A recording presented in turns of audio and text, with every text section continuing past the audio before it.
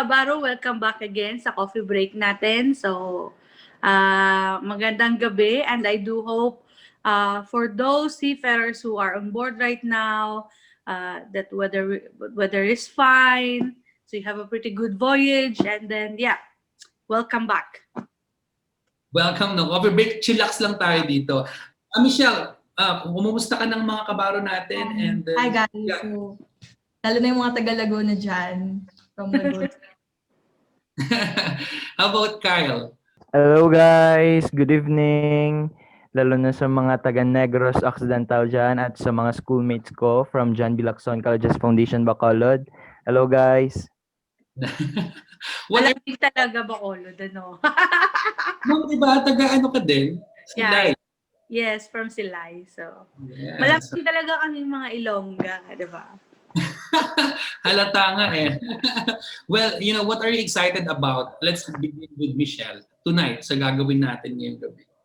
Of course, yung marami pa akong matutunan, of course, and marami tayong ma-share sa mga nanonood. So that's very important. May mapulot silang aral sa magiging sharing natin for tonight. Nice. How about Kyle? Ikaw. Of course, DJ, I am very excited to hear something from a couple my of course the things that I have learned from taking or pursuing a maritime course. Michelle and Kyle, how are you coping with the online thing right now? Your online schooling. Let's begin with Michelle. First, I make sure po that I get to socialize with people. Kasi I think, ayun nga, like yung mental health, yung pinaka-inaano ng pandemic natin right now, that pag wala kang nakakausap, you get sad or negativity like runs in. So it's better that you get to entertain yourself, somehow like get some fresh air outside and find a hobby to do while, online class. And of course, yung focus mo pa rin sa studies mo. Like kahit sabihin mong it's mahirap na ngayon kasi online, how should I adapt? But yeah, as we like young people, we're prone to that. I mean like sanay na kami doon, we can adapt. And that's actually a good thing kasi like the new normal setup, like with this online thing, it's something new since like simula noon pa man, it's physical like classes, like face-to-face. So ngayon na online, it's something different. So it's actually somehow good for me, for people like me. Nice. Thank you so much, Michelle. How about Kyle? Right now, where education has been calibrated po, before, nahihirapan talaga ako and then medyo nagka-academic burnout ako. Medyo nawala yung spark ko in studying. Pero I coped up naman.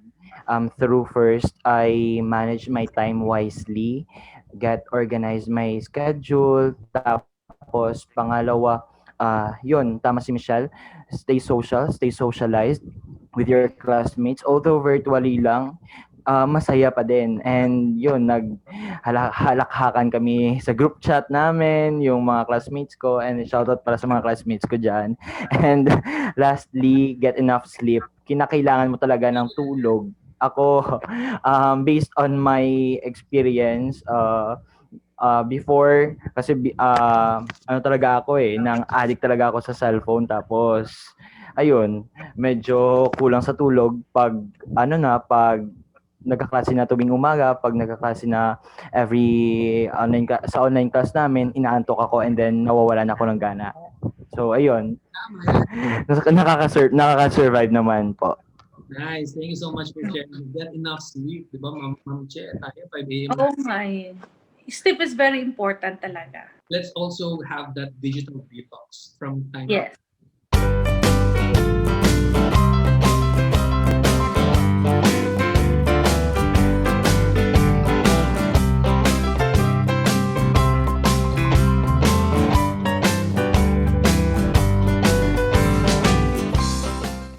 Okay, so once again, good evening to both of you and to all our viewers and listeners.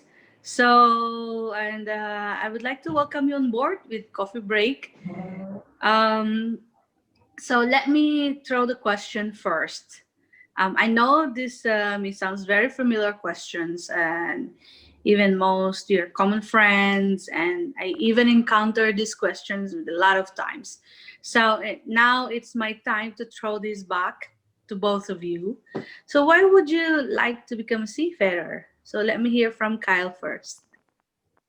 Po, thank you, Kapitana Che, and thank you, DJ Tano, for that a wonderful question. And so actually po, seafaring is not my first choice. I can remember when I was a kid, I really wanted to become a teacher since I came from a family of educators and there is no seafarer in our family. Until when I was in high school, I frequently watched vlogs about seafaring and life of a seafarer, and I discovered that I have um, I have interest with this kind of profession until such time that it became a passion. So why did I choose, or why did I like, or why would I like to become a seafarer? Firstly, because as what I have said earlier, this is my passion. Second one, it is my opportunity to travel across the world. And lastly, this is my way to lead my family out from poverty and financial crisis. So that's it. Wow. Ma'am, Okay, great. kasi Actually, it's ganyan. most likely similar, right? So, I mean, becoming a seafarer also was not my first choice. So, yeah. So I guess we all have a common grounds on that one. How about you, Michelle?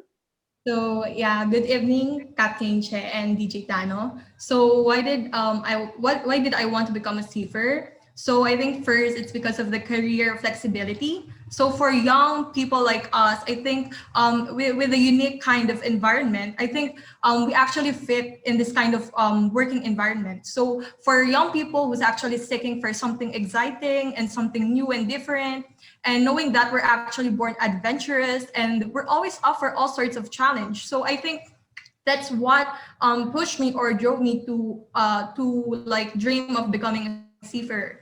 And of course, given that it provides us the opportunities to travel, it promises us a good salary, and yeah, I think the most common would be it gives us like the challenges that actually it's something that makes us feel alive, for young people. Wow, gusto niya Okay. challenge, ma'am. Challenge. Yeah. So I do hope you keep that spirit with you as you go along the way, because this ride will it's not an easy ride, and you will never have an easy I would say you will never have an easy voyage. Ika nga sa pagbabarko, di ba? So not all the time is nasa summer ka. So you will have 4 seasons to experience if you are traveling across the world. So yeah, siguro yeah, with these generations, I do believe that yeah, they really like to be challenged. So I'm so excited actually, to see the young ones now, to Parang still have that kind of passion with them. ganyan Yeah, ang mga kabataan natin ngayon, parang they are up to anything challenging. And then yeah, they found out how challenging it is. By the way, yes. So that's what I have said before, no. So I mean, you have to keep that spirit with you.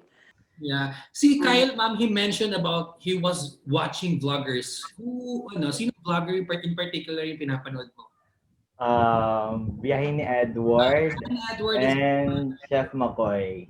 and Chief McCoy. Yeah, Nice. So Chief these McCoy. vloggers talaga, ma'am, are inspiring talaga, no? Shout out Mm. to Darren Edward and Chief I McCoy. guess. And Baka we naman. have a lot of plenty vloggers also ng mga seafarers.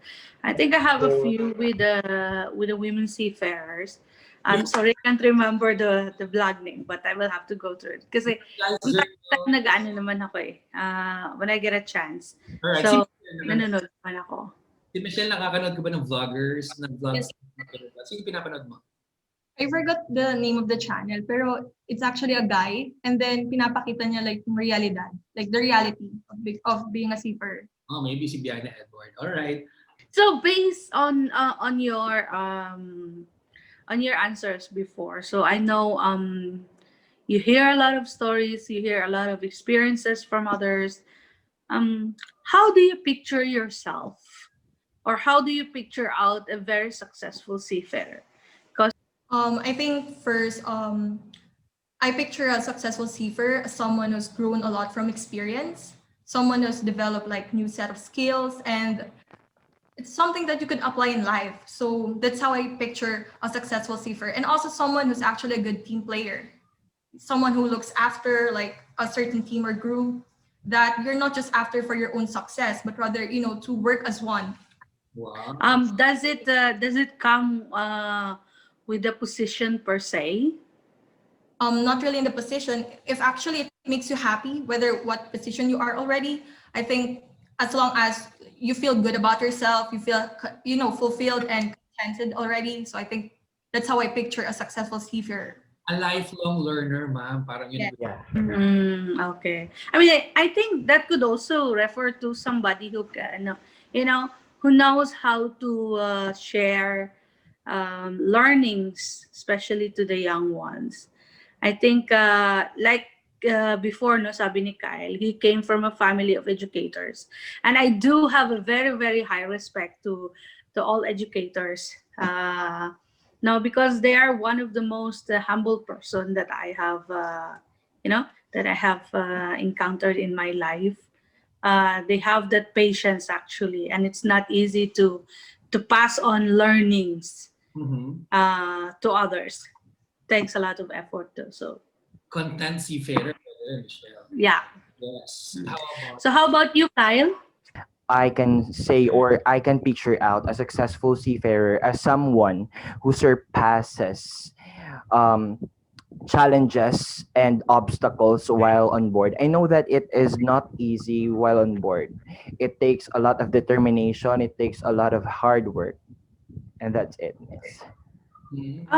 And I think both of you are almost like have a common answer on that one, surpassing challenges. But can you both dig down deeper? What do you mean by those challenges? Because every every ranks, I would say, have different challenges, right? So, for the both of you, I believe that you have to start from being cadets, and then as you move up to the ladder from being junior officers and then senior officers.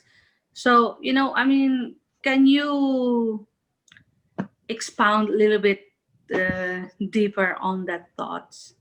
When I am talking about challenges, it talks about the uh, being far away from your family, and staying 6 up to 9 months On board. on board, and it's not quite easy. Oh, that's successful for Kyle, ma'am, di ba? Ang hirap nga naman talaga. Malayo. How about Michelle? For me, like what I said earlier about if someone has grown a lot from experience, I think we all do experience struggle. I think that would be most frequent, especially on board. Just like me, I would like turn myself as an example as a woman, or for women out there. We do like experience discrimination. Even now, like while studying, that's something that I wanted to accomplish, to encourage our women more, empower them, that we're actually capable of the job that this men can do as well. So I wanted to prove that women can fit the maritime industry or this career path. So What that do you say about that, Ma'am Che? Oh, strong. And sabi nga nila is we have to encourage women. So tawag dyan is women empowerment. Yeah. Well, basically, no, I would say for Michelle, like I think most of people in the industry knew already about it. Like we are capable of doing such job, but it's just like how to say that. I think it's more on like you have to walk the talk. So yeah. So as I have said earlier, just keep both of your spirits high, Because number one, like what Kyle said no earlier, um, it is your passion. So you have to keep that fire in your passion. So yeah, that's good. So at least you already picture out yourselves, and I do hope na whatever your goals in life, um, you will eventually achieve it. Yeah. You know what, ma'am? These two students sound like they are not just about their success is not just about themselves, but also for the benefit of other people. Like Michelle is, Yeah. and also Kyle about his family, and that's reality, And now, guys, I'd like to know then, kasi you are the younger generation pursuing a maritime career. What do you think your generation's edge, 'di ba, in pursuing a maritime career like this? Sagutin niyo yan sa pagbabalik ng All About Seafarers Coffee Break.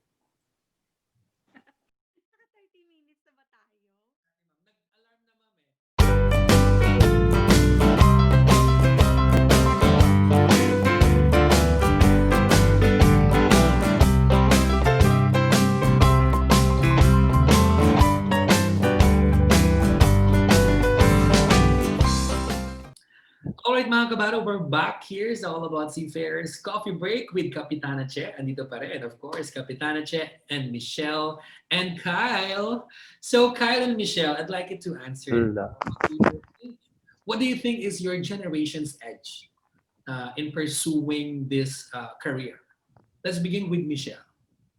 Okay, so I think our generation's edge for pursuing this career or like the maritime career is that we're actually known to be tech savvy. So we're known to be proficient with the use of the modern technology, and that makes us competent for the job, for the career in the maritime industry.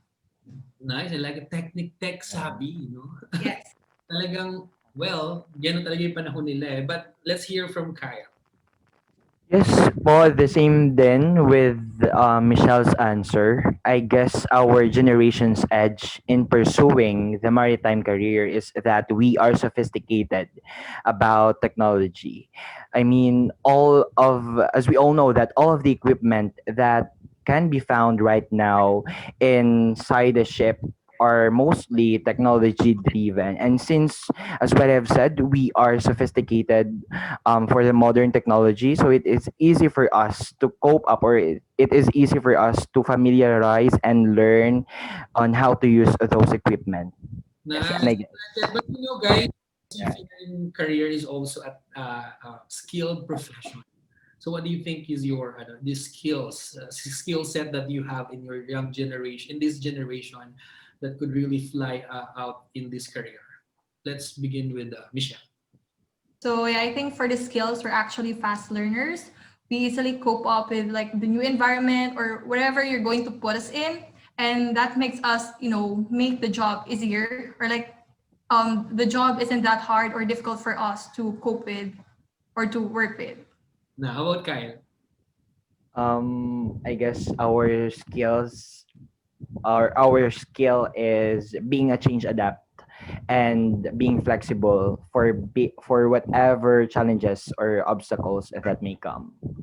Mhm. Flexible and Adaptability skills. Yeah. what can you say about that, ma'am? Yeah, well, actually, I mean, I agree with both of them. It's because they were born in this generation. That's why they were called Generation Z. So, yeah, when it comes to technology, yeah, they have more edge on that one compared to the existing. I would call it existing, not the old ones. I mean, we call it the existing ones because now they get used to it, right? But I do hope um, that they will have more patience.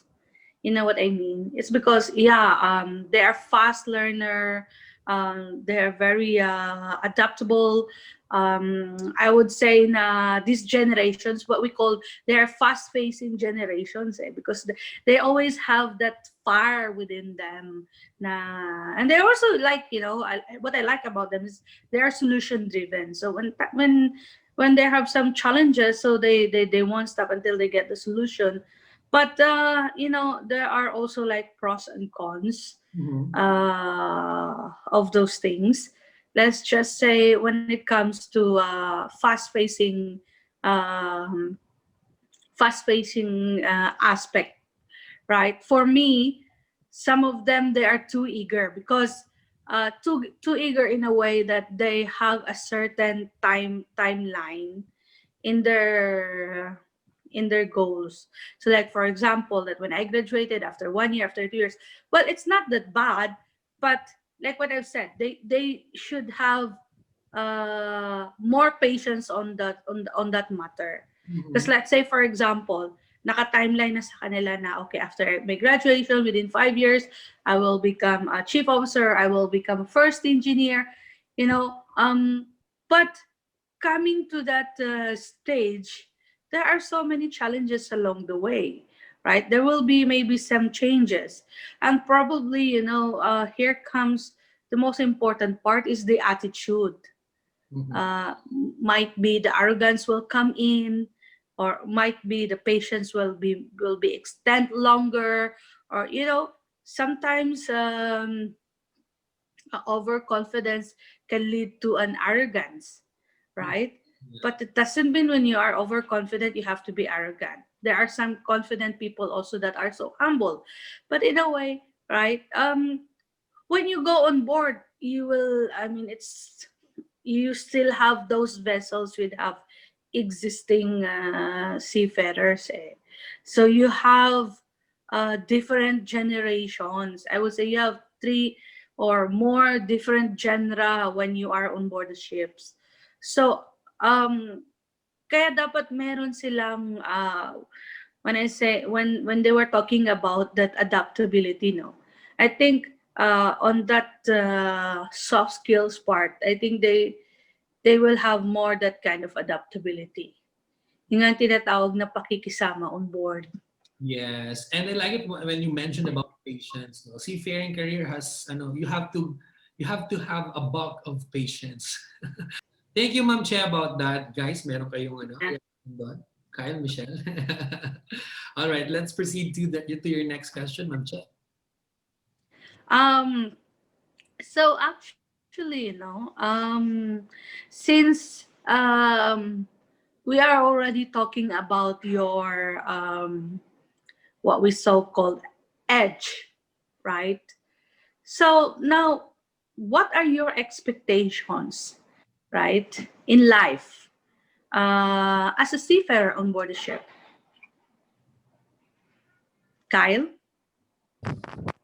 Yes po.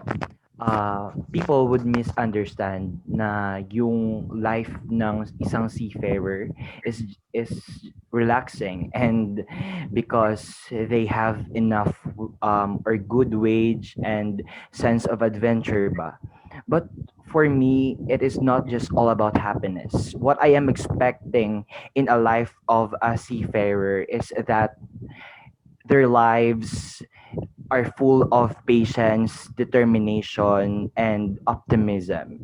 Because, as what we have tackled earlier, a life of seafarer, di ba, hindi naman talaga easy. Maraming challenges, maraming pagsubok, and imagine mo yun, mapawalay ka lang sa pamilya mo in a week, hindi mo na nga kaya. How much more um, kung mawalay ka sa kanila in a year or for how many months. And yung ano mo, yung life mo pa, ang pinaka-enemy mo talaga doon is yung yung waves.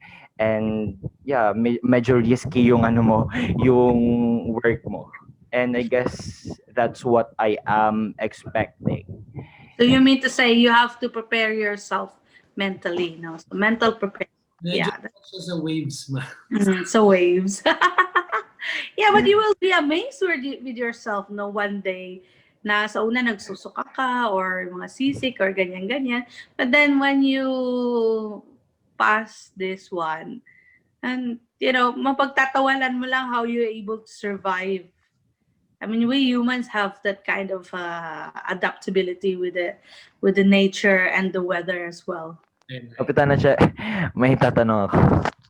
Yung iba kasi, yung ibang seafarer, sabi daw nila, pag medyo malakas na daw yung alon, sasabihin nila na ayoko nang magsampa. Pag makauwi na ako, magnenegosyo na lang talaga ako. Pero pag okay na daw yung alon, sabihin nila na, sige na lang pala, kakayanin namin to.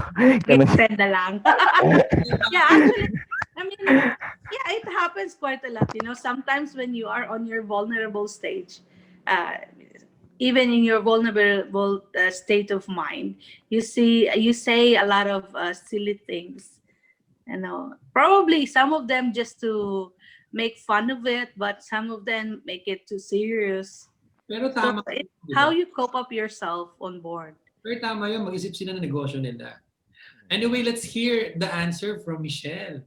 Okay, so my expectations in a life of a seafarer, I think first, every day will surely be busy. Like you do the same job almost like every day. And I think you must know how to like entertain yourself at some point, para hindi ka ma-bored dun sa ginagawa mong trabaho. So you don't get parang yung masasawa ka kumbaga. Kaya I think seafaring is really something that you should be like nasa puso mo siya, hindi dahil sa okay, free travel, good salary, parang gano'n. I think pag sinabing seafaring, dapat gusto mo siya. Sabi nga nila, if you wanted a job, it shouldn't be like, masasawa ako, but rather mapapagod ka lang. Because pag napagod ka, you get to rest, and then the next day, you're gonna work again. And you like what you, actually you love what you do. So ayun, that's what I'm already expecting in the life of seafarer. Like, every day is challenging and you get to like do all sorts of things. So napaka-busy. Yeah, you sound very passionate about that, Michelle. Yung hugot ni Michelle dapat, well, she's telling us na yung hugot niya dapat talagang deep from your core na love mo Oh. yung pagbabarko. May pinaghuhugutan ba kami? Well, actually, yeah. Some cases, most of the time, you will be busy, especially when the vessel is in port, or when the vessel is in preparation of something, or when you have some emergencies going on. But then again, when the vessel sails out at sea for a long voyage, then at least it will come down. So may balance naman talaga. And like what you've said, no, it's all up to you how to entertain yourself. You don't just isolate yourself in one corner. So you have to mix with people.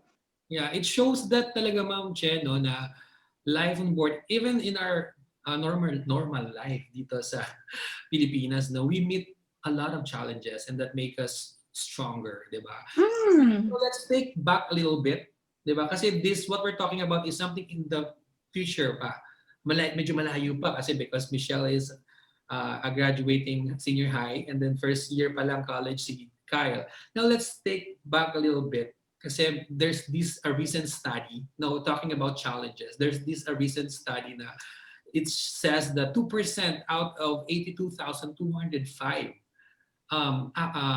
starting a maritime career, no, yung mga nag-enroll sa maritime schools, will go on board for their shipboard training. That's only 2%, and will obtain the BSMT and BSME degree. How this challenge, diba? How this challenge affect you guys, or how this challenge motivates you to be in reaching your goal to become a ship officer? Let's begin with Kyle. Oh, it sounds demotivation syempre for others, but for me it's a motivation.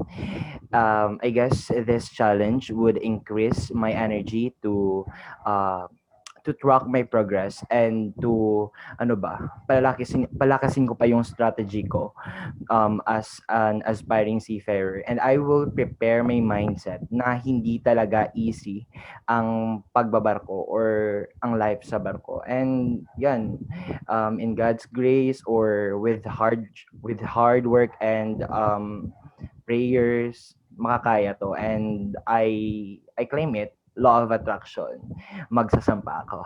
Yun. It begins with your mindset. No? Mindset, yeah. Talking about strategy, what do you think is your strategy? Kasi it seems like it's survival of the fittest. Diba? So far, because we are facing different challenges when it comes to our education side, which we can tackle some other episodes. What's your thought about that? Anong strategy yung sinasabi mo, Kai? Both ano po, physically and mentally. So I will prepare myself physically. Right now, I'm doing ano po, heavy jobs na ano ba, na pwedeng mai-connect ko sa mga trabaho ko in the near future. And then mentally naman po, ayun, nang piniprepare ko na yung self ko, na maging mentally fit and yun. Nice. I like it because you are preparing, ano, you can only control what yourself, diba? You can only influence yourself, diba, with regard to this external factors affecting that. How about Michelle? Actually, it encourages me in a good way, in a positive way, na lalo kung parang gusto pang i-push yung sarili ko. Not actually to tire myself, but dahil may pangarap akong pinanghahawakan, so therefore, I will really find and make a way in order to achieve it. And yeah, in what ways do I prepare myself? So physically, I engage myself in physical activities because I've heard like stories from Maap na dapat from the school, right? Na dapat well prepared, physically prepared. So I'm starting to like, prepare my body for it para hindi mabigla. And then for like mentally, I nurture my mind with positive things, no? Yung mga words of wisdom, especially from people that actually speaks wonderful things like yung positive or words of encouragement. So that's how I feed my mind. Para mentally, I'm actually good. And then of course, I won't forget like spiritually, as a Christian, I grew up in a Christian household. So I've always learned how to pray and put my faith in the Lord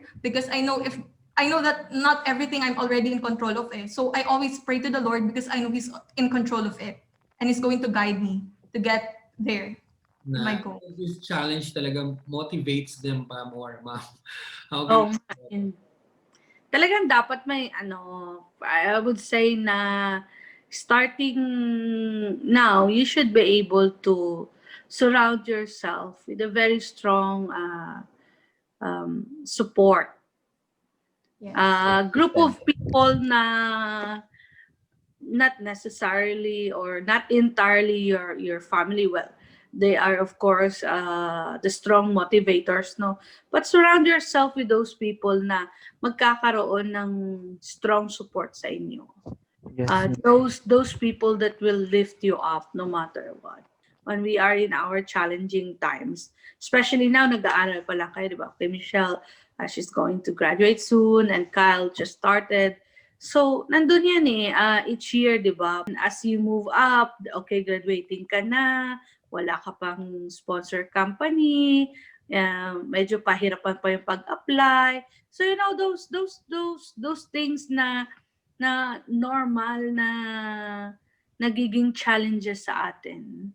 So kung wala ka mga strong support na mga tao, you will easily break down because a lot of them will just pull you away. it's really important. Support system is the key. Yes, correct. Yeah, Yes support po. system. And Yeah. of course, I like it when you mentioned by God's grace and of course yung being pagkapit sa faith. I like it. That's the True. Yeah. hang on, di ba? And now, mga kabaro, I know mga nanonood sa atin ngayon ay excited din, no? Kasi Oh. in the next gap of this program, itatanong na po ni Michelle at ni Kyle ang kanilang mga katanungan kay Kapitana Che. Let's hear more of that after a short break.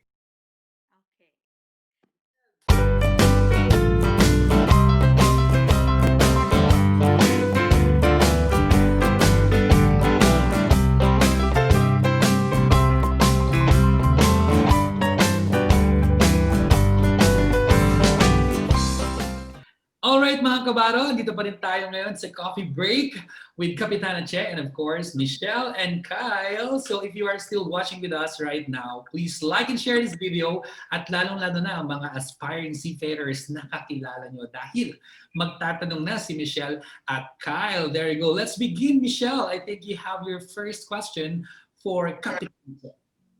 So yeah, for Kapitan Che. So first question, what is the most challenging part of your career as a ship officer? Actually, there's quite a lot, no? I think the most challenging part is always the first. So when you're first time on board the vessel, first time you are given a task or a job to do, then first time to become an officer, first time being a third mate, second mate, all those first time. I think those are the most challenging times of your life, no? So, kaya madami eh. Yeah. Pero siguro yung, I would say yung may impact talaga is when I become a captain. So, first time when I became a captain. Kasi maraming challenges. Yun eh, kumbaga parang, um, actually, even before pa ako umakto in my personal life, I was already on the uh, I was already struggling with so many things. And then, nung naka-acto na ako, so, I thought, di ba, kasi minsan, ganun ang naisip mo na, parang, I prepared a lot of things, I prepare myself, emotionally, physically, mentally, everything na parang akala mo pinipare mo lahat. But then, when the time comes na nandun ka na, sometimes you think na, parang may kulang pa yata sa preparation ko. Parang, okay, these things parang hindi ko yata na-tackle yung ganito. So, siguro yun eh. Kasi, you know, nung nasa lower ranks ako, gaining the respect of my colleagues is already very tough. Kasi they don't just respect you being a woman, but of course, they should respect you for your position, your responsibilities on board. And then how much more pag naging kapitan ka, then you're dealing with authorities, you're dealing with pilots, minsan may mga external party ka na parang ayaw makipagtrabaho sa iyo because of your gender. So those are the challenging times of my career. Right. When I am at SIA. All right. Thank you so much, Ma'am Che. How about Kyle? I think how do you receive that answer, Michelle? I find it enlightening. So, syempre, maganda yon as in like somehow parang na-expose kami na okay, ganun pala yung mga pwede namin encounter. Yeah, and it's coming fresh from a captain, a Filipina captain. Yes, next question, Kyle. Yes. So, kanina Kapitana Che, nasabi niyo na it is not just all about mentally and physically fit. Dapat, meron tayong tinatawag na values. So, what values do we take to become a ship officer, Kapitana Che? I think it's more on your love for the job, love for yourself, and love for the people that you're working with. And also trust, no? Should also trust yourself first, and then learn to trust others. Because sa barko kasi, we are in one team. Doesn't matter where you came from, doesn't matter what is your race, what's the color of your skin, what is your gender. At the end of the day, we should work as a team because we are in one vessel eh. Ba? And we have a common goal. Is that to have a safe operation. Yun ang laging sinasabi natin sa mga seafarer natin. We should always have that strong safety culture on board. Yeah. And that safety culture should also comes from you. Yung paggising mo, yung alam mo yun, habang kumakain ka, yun ang nasa baga parang ways and means mo na yun. Yeah, safety first, no Marco. Yeah. Yeah, thank you so much, Ma'am Che, no, Kapitan. Thank you, Kapitana Che. Yeah, Thank you know what? That also what you mentioned, Kapitana Che, sits very well to the values of the Gregorio Oca Leadership and Development Foundation: tenacity, integrity, and excellence. Yeah, true. How do you think these values, the importance of these values, working on board ship? So you have to be honest. Yes, integrity. Hindi Yeah, pwede. you have to be honest with yourself and so that it would reflect to other people. If you don't know, then you say you don't know. And Right? There's no harm no? in saying no. Hindi pwede ang Yeah. trabaho, pwede na. Yes, correct. Oo. Minsan kasi may mga ganyan tayo na, pwede na yan. But then again, at the end of the day, you have to realize, right? You are in a one floating ship. So, kayo-kayo lang din yan magkakasama. So, kung may problema, hindi yan problema ng isang tao lang. It will become the problem of a team on board a vessel. Right? So, So, wait lang, Kapitana siya. Ma-ask ko lang, short question. Meron ka na bang nakasama na hindi nila na-possess yung mga values na sinabi mo? well, you will meet different kinds of people, no, across the world. Maybe some of them don't have that much patience. Maybe some of them is not tenacious enough. So, it's very seldom siguro to find the perfect person. Nobody's perfect, but at least they are trying to, Yeah. You don't just only focus on the strength of your people, but rather you should also take into consideration the weaknesses of each one. So you know how to balance them. Now, hindi pwede yung halimbawa, kayo kadete, isasama kita dun sa consigner din na first time lang din to go on board the ship. So how will you exchange learnings if both of you are first timers, di ba? So, kaya may tinatawag tayong body-body system. Alright. So, yung isang weak, sasama mo dun sa isang strong, right? Hindi pwede na magkasabay kayo. Para when you grow, you're growing together as a team. You don't grow in imbalance. Yeah. Complement each other's weakness. Yes, you have to complement each other. Nice, I like it. Thank you so much, Kapitana Che. How does that sound to you, Kyle and Michelle? Ayun, it allows me to, be mindful of my, values. Kung anong, sa tingin kong wala pa ako, then I should possess it in myself. Yeah. I should work for that. Nice. How about Kyle? Just be who you are and don't pretend to be someone else kasi para madali kang makilala ng mga kasama mo and para madali silang maka-adjust sa iyo and maka-adjust ka din sa kanila. So I've learned also na meron tayong different personalities, so we have to respect each other and we have to respect the fact na hindi tayo pare-pareho. All right. Next question, Michelle, please. Okay, so from your years of experience, Kapitan Che, could you at least share with us your most valuable lessons? Actually, is to never put your position in your head. Should be in your heart, no? So that there will be some balance. Kasi, as you go up to the ladder, sometimes hindi mo na mamalayan yung confidence mo pumapasok na dun sa arrogance. Sometimes nauna pa yung position mo, yung authority mo, kesa dun sa sense of responsibility mo. So, I think still, nandun pa rin yung, you should keep your both feet on the ground, no? Yung pagiging humble.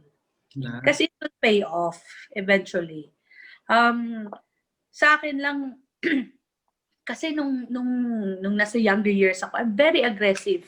Kasi when it comes to my career. And even now, andun pa rin yun. But now, I think I learned what we so-called the moderation of things. Na hindi sa lahat ng bagay aggressive ka. Because maybe may mga decisions na masyadong padalos-dalos. So, what I'm trying to say is that yun bang patience, right? Kasama na yun doon. Pagiging resilient, in a way na it's not only the environment changes, but you yourself also change in a way how you adapt to certain things, right? So, minsan kasi you think that you are strong enough, but then again, when a strong wave comes along your way, minsan na parang nasa-shattered ka eh. Should I go or should I not go? Minsan na nandun ka sa point of dilemma, right? And in a too distressed situation, kung ano ba talagang uunahin mo, right? And then, like what I've said, as you move up to the ladder, your responsibility is becoming heavy and heavy. Now you become a captain. You are not only a captain of the ship, but at the same time, you are the owner's representative. You are the company representative. You know, these big names and respected people, they have full trust with you. So, you know, in order for you to take good care of their assets, that is the people that you're working with, that is the vessel and the cargo that you're handling with, you know, how you deal yourself with external parties, does not only represents you, but also you are representing them. So, yung mga ganong instance ba na syempre, you are dealing with different nationalities, you're dealing with different cultures, right? And they have also different what we so called traditions. No, when you are coming to this place, na you should not be rude. Sometimes when you are meeting some people, you don't have to look them straight into the eye because that is too rude for them. So on that case, you must learn to adjust, especially for long pilotage, long maneuverings. It can be tiring. Um, you know, with so many things that going on into your mind, and then all of a sudden may crew ka na makulit or may mga pangyayari na parang ano ba naman to, napakasimpleng bagay lang pero bakit parang ikaw pa rin yung alam mo yon, yung kasi lahat sa iyo sa iyo lahat nakadepend sa iyo lahat na humihingi ng ng strength. So if you don't compose yourself well enough, so minsan mabilis masira yung diskarte mo. Minsan mabilis uminit ang ulo mo. All right. Thank you so much, Che. Yes, so Kapitana Che, what are your expectations to young generations like us in pursuing this career path? So my expectations are actually, you know, if you're following this path of profession, right, you just go all the way. You don't just start and then you stop. So you just have to make sure that you really like to do this job, and you want to be a part of this profession, right? Kasi kung minsan kasi naisip lang natin na I will start and then I will stop. No. So, kumbaga, ano lang sa inyo is to have more patience and never ever forget about basics. Wow. Kasi sa sobrang advanced na ninyo, most of the time, nakakalimutan na ninyo yung basic eh. So, when everything fails, you always have to go back to the basic. So, yeah, don't ever forget about that. Like it, Mama. It's like you're saying, achieve your goal. No, you should not just start, but finish it. Like it. Yeah, exactly. Yeah. So yun na nga inano ko din yung sa basic. Kasi most of the times, yung sa mga younger generations, you are more aggressive. Sometimes you lose the patience. Right? Kasi parang hindi na ninyo nakasanayan yan eh. Dahil yun na nga, everything is digital. Everything is just one click of a button. But then again, sometimes, even now, there are still some existing ships who still have some, you know, traditional way. May mga digital na din naman. But then again, may mga basic pa rin na nai-embedded sa mga ganong aspect. Especially when it comes to operation, day-to-day operation of the vessel. Yan ang lagi wag ka. Kasi you will be in one vessel which has an automatic valves, or you will have vessels which has this manual valves. So kung lagi kang nasanay na everything is automatic, everything is just computerized, eh kung mapunta ka sa isa na hindi ganon. So manual lahat.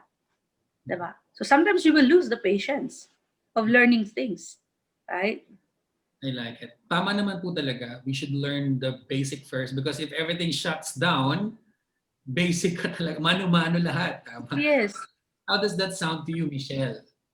To keep in mind na you should be like, alam mo lahat. Like, wag laging shortcut or like dun sa madaling ano lang, way lang. So, ayun yung natutunan ko po from Kapitan Che.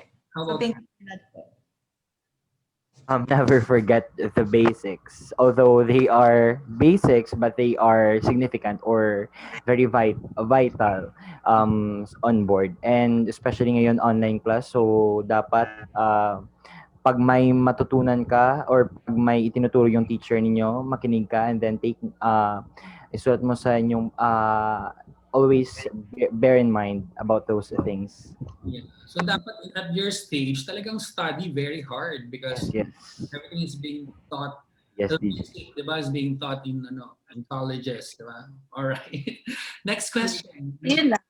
Yes, ma'am? Wag lang nila kalimutan yung ano. Basta wag lang nila kalimutan yun. Kasi, what I'm talking about the basic is the basic principles of operations of a lot of things.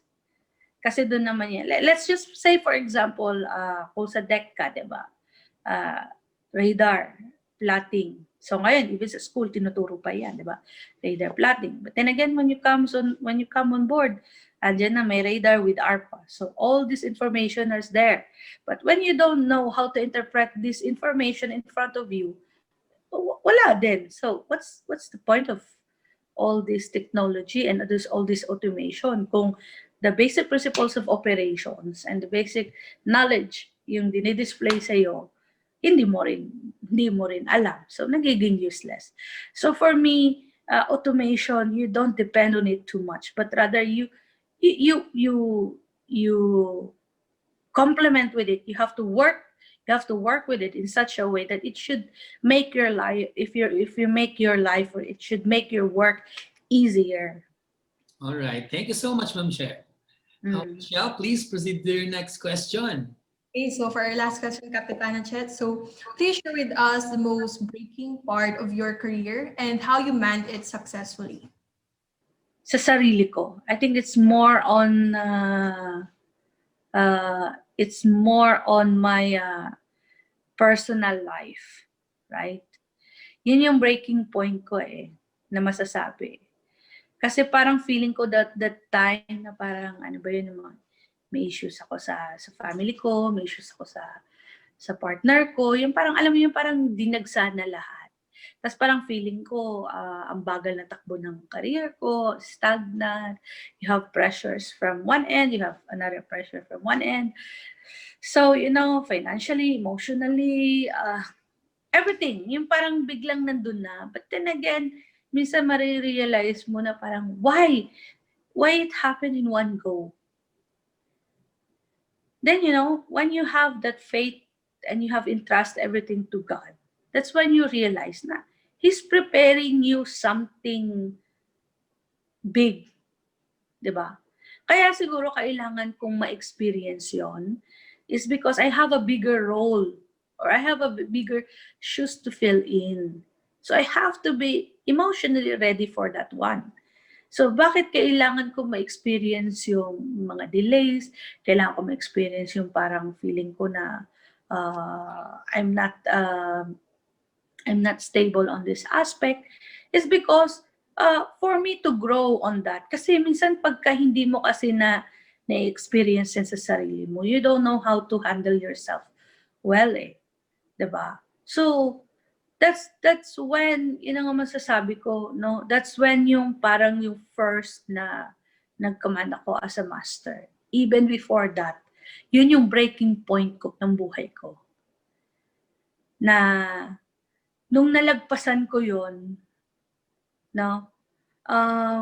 Ito pala yung pinalit sa akin, na-promote pala ako. Kasi when you become a captain, hindi ka lang naman kapitan diba? You are also like a mother, a father, sister, brother, or auntie. How these people will depend on you. Lahat yan nasa you. They will suck everything from you. Kumbaga, ayan yan so kasi, kung kadete ka, di ba? May nililook up ka pa na officer mo, pag hindi makatulong sa'yo, nandyan yung senior officers mo, tapos nandyan si kapitan who will assist you, right? So, Pero pag nandun ka na sa taas, sino na yung kakapitan mo? Kasi lahat na sila kumakapit na sa'yo. Diba? So basically, most of the time, you are on yourself.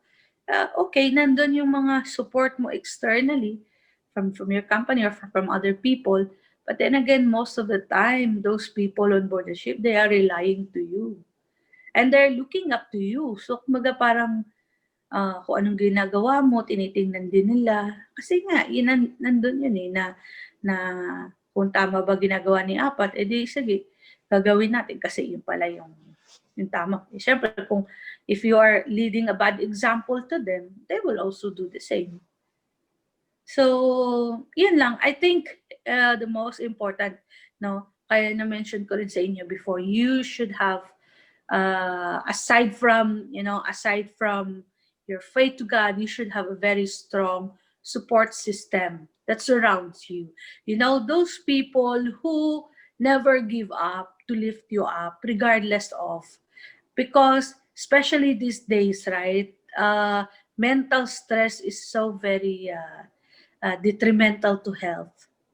Everything, no matter how strong you are, if emotionally, little by little, you're drowning yourself into something and you don't have that strong support system surrounds you, you will easily break. No? So, kapit lang. I like it. Thank you so much, Kapitana Che, no, for those wonderful insights. Naku, figurado ako marami natutunan ng dalawa nating guests ngayon. Maybe you could share like one key takeaway that you just pick up from our discussion tonight. Let's begin with Michelle. First, yung I must prepare myself sa mga bagay na yon, maaaring hindi ko inaasahan. So I must be ready for it. And that, ayun, katulad nung sinabi ni Captain Che na hindi lang puro like faith in God. Kasi sabi nga, kung nasa Diyos ang awa, dapat may kilos din yung tao. So that's something that I also learned from her. Yeah, it's like you're saying that do whatever you can do and beyond what you can control, Yeah. give it to God. I like it. How about Kyle? Ang natutunan ko kay Kapitana Che is that hindi lang puro saya ang trabaho ng isang seafarer, kundi pati meron ding mga challenges. Pero malalampasan mo ito once you are hardworking, at the same time may faith ka kay Lord. That's I it. like it. So yes or no, Kyle, are you up to the challenge? Yes, sir. Yes, more than 100% yes. Nice. But you know what, guys? Many are watching right now, and I'd like you to give a short message sa mga kapwa nyo aspiring seafarer. Let's begin with Michelle. So ayun, sa mga aspiring seafarers natin, whether you're a man, woman, sa mga women natin, mga men, always like believe in yourself. Like ayun yung pinaka pundasyon mo, tiwala sa sarili. Kasi kung kahit walang tao magtiwala sa'yo, as long as you believe in yourself and what you're capable of, I think you're going to like get the work done. You're going to like achieve and reach your goals. And of course, ayun, just also keep praying. Prayer like makes so much difference. Nice. But I just want to have a tweak a little bit of what you said, no? Kasi ako naman, I really give it to God first before believing Yes. what you can do. Diba? There should be that presence first of God before. Yeah. Thank you so much. How about Kyle? Para sa mga kapwa ko aspiring seafarers, just study and work hard and also pray harder. Padayon or just continue reaching your goals and reaching your ambitions in life. Dahil balang araw, makakasampa ka and then matutupad yung mga pangarap ninyo. Yeah. Claim it. We will make it. Pwede ko ba may share yung natin? And yes, Ma'am Kapitana Che. Pwede ko ba may share yung atin cadets, ano ba yun? Yung lagi nating cadets chant natin. Yes, please. Mga natin. Go on with your show. I'm not sure if Michelle and Kyle is very familiar with it. Yung don't quit. When things go wrong, di ba sabi, when things go wrong, as they sometimes will, just rest because you really, it's a must sometimes that you have to rest. But don't you dare to quit. Nice, I like it. Thank you, Kapitana Che. That's a great thought to end the night, this episode. No, don't ever quit because quitting should never be an option when you have that big goal. Ayos ba?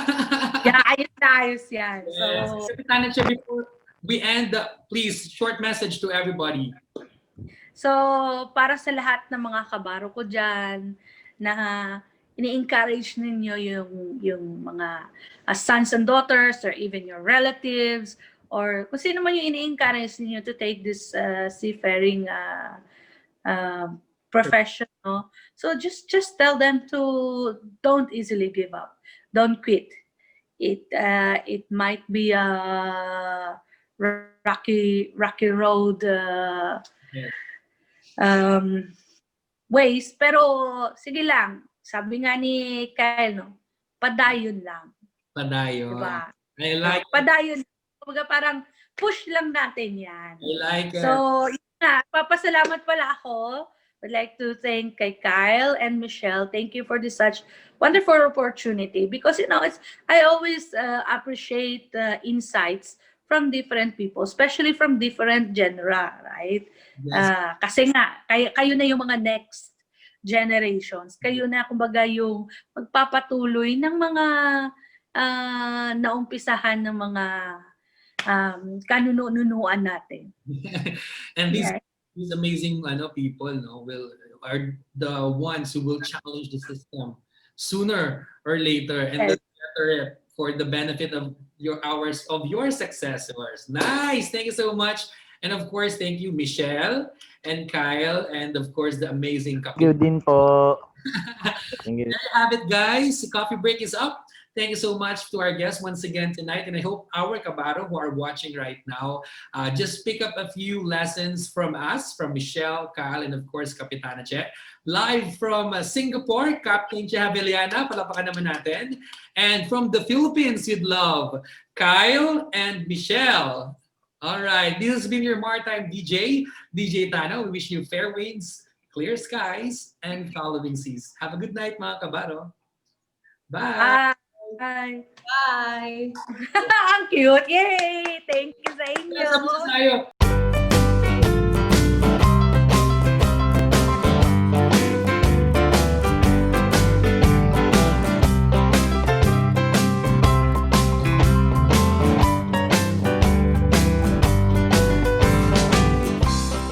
You know, ma'am, no, it's kind of refreshing to hear insights from these younger people.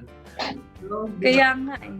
Pero actually, alam mo, sa ngayon, yun ang katulad kay Kyle, no? Used to be before the online class starts, sa mga students, they're so addicted with mobile phones.